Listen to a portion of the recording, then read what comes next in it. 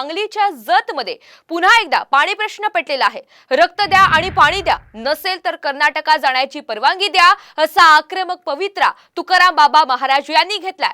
माडगळ्याहून अंकलगी तलावात म्हैसाळ सिंचन योजनेचं पाणी सोडण्याची मागणी सुद्धा सध्या केली जाते। सांगलीत मोठी बातमी, जतमध्ये पुन्हा एकदा पाणी प्रश्न पेटलाय। 6 महिन्यापूर्वी आम्ही अंकली गावामध्ये महादेवाच्या मंदिरामध्ये रक्त घ्या पण पाणी द्या या पद्धतीनं सरकारला आम्ही सांगितलं होतं, आमचं रक्त घ्या, कोणाला रक्त लागतं त्यांना रक्त देऊन टाका, पण आम्हाला पाणी द्या ह्या पद्धतीने मागणी केली। त्यावेळेस देखील त्यावरती दाद घेतली नाही।